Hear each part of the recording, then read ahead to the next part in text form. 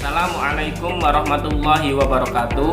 Di sini kami dari kelompok 1 yang beranggotakan Adinda Dwi Risa Adis NIM 2011010700002, 2 Intan Ivana Hikmatul Islamiyah NIM 2011010700015, 3 Muhammad Zainur Rozikin NIM 2011010700012, 4 Risa Nur Afifah NIM 2011010700014 yang akan membahas tentang konsep kurikulum. Di sini saya Muhammad Zainur Rozikin akan membahas tentang pengertian kurikulum dan kedudukan kurikulum dalam pendidikan. Pengertian kurikulum.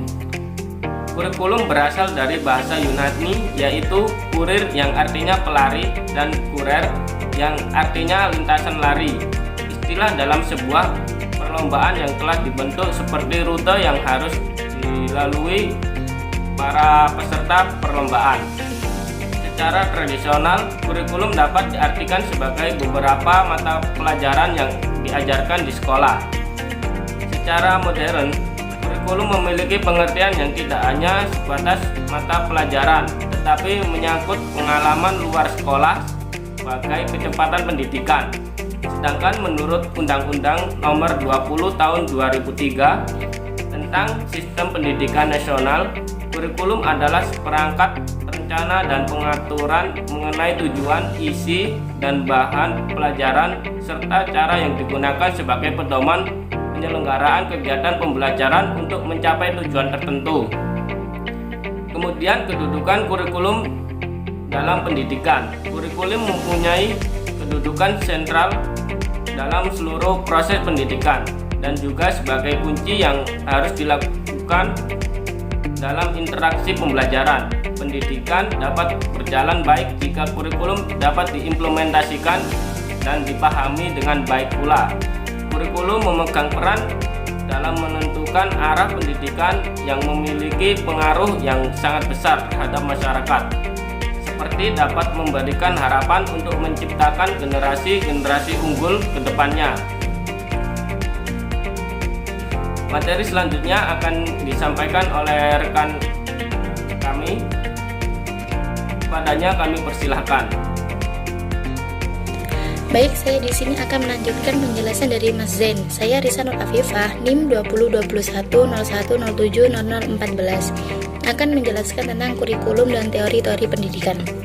Kurikulum mempunyai hubungan yang sangat erat dengan teori pendidikan. Ada 4 teori pendidikan yang dipandang mendasari pelaksanaan pendidikan, yaitu 1 pendidikan klasik, 2 pendidikan pribadi, 3 teknologi pendidikan, dan 4 pendidikan interaksional.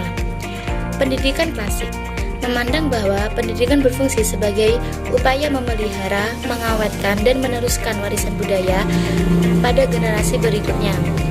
Menekankan peranan isi pendidikan daripada proses. Pendidik mempunyai peranan besar dan lebih dominan, sedangkan peserta didik memiliki peran yang pasif. Lalu ada 2 model konsep pendidikan klasik, yaitu perennialisme dan esensialisme. Kurikulum pendidikan klasik lebih menekankan isi pendidikan yang diambil dari disiplin-disiplin ilmu, disusun oleh para ahli tanpa mengikut sertakan guru-guru apalagi siswa. 2. Pendidikan pribadi. Pendidikan pribadi lebih mengutamakan peranan siswa. Konsep pendidikan ini bertolak dari anggapan dasar bahwa sejak dilahirkan anak telah memiliki potensi-potensi.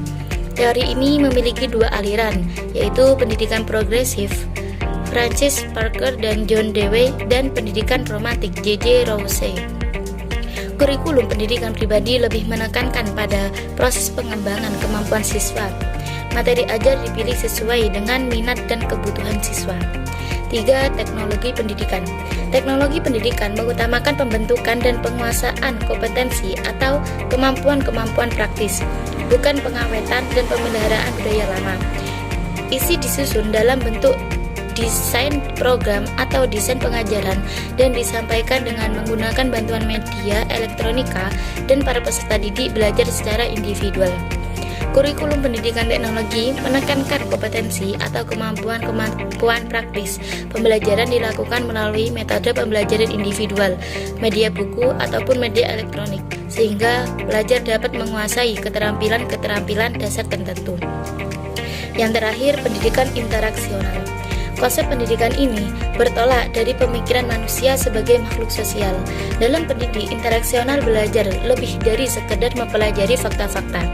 Siswa mengadakan pemahaman eksperimental dari fakta-fakta tersebut, memberikan interpretasi yang bersifat menyeluruh, serta memahaminya dalam konteks kehidupannya.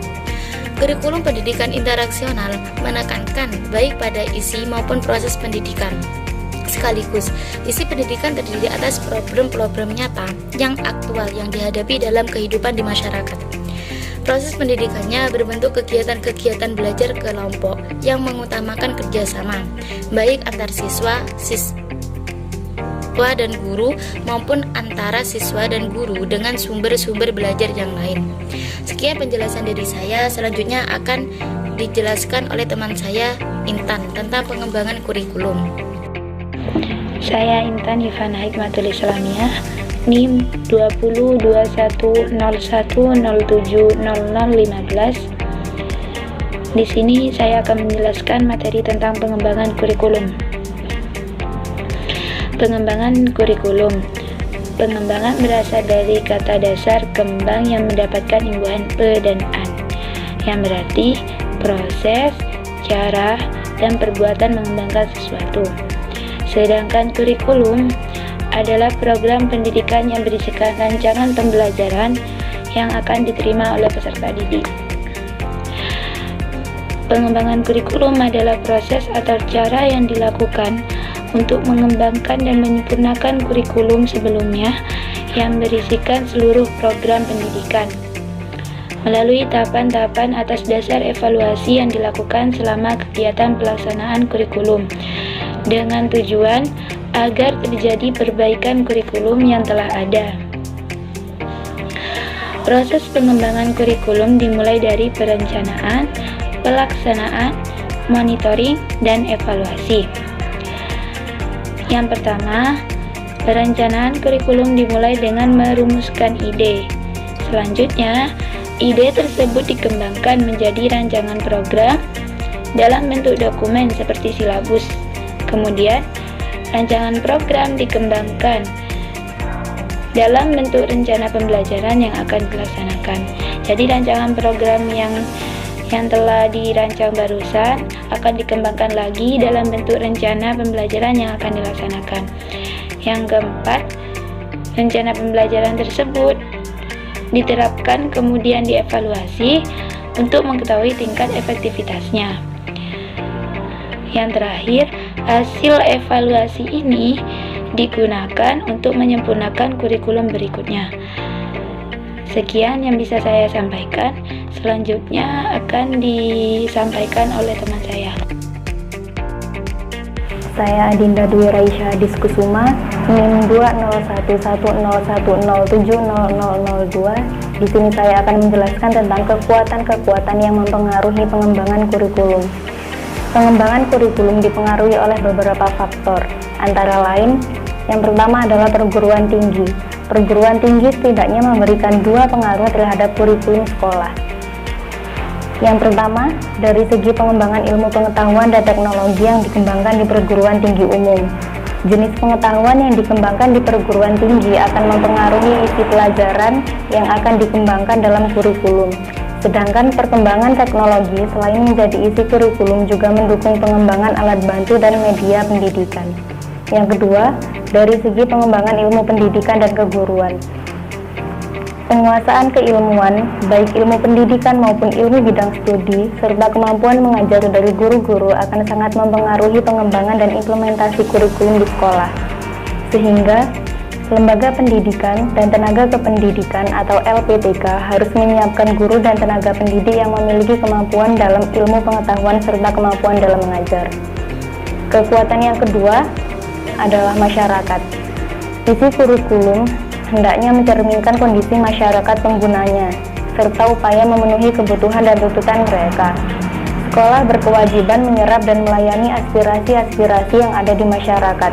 Hal ini karena sekolah tidak hanya sekedar mempersiapkan anak untuk selesai sekolah, tetapi juga untuk dapat hidup, bekerja, dan berusaha saat di lingkungan masyarakat. Faktor kekuatan yang mempengaruhi pengembangan kurikulum yang ketiga adalah sistem nilai. Dalam kehidupan bermasyarakat, terdapat sistem nilai, baik nilai moral, keagamaan, sosial, budaya, maupun politis. Kurikulum harus mengintegrasikan sistem nilai positif yang tumbuh di masyarakat agar tetap terpelihara dan dapat diteruskan.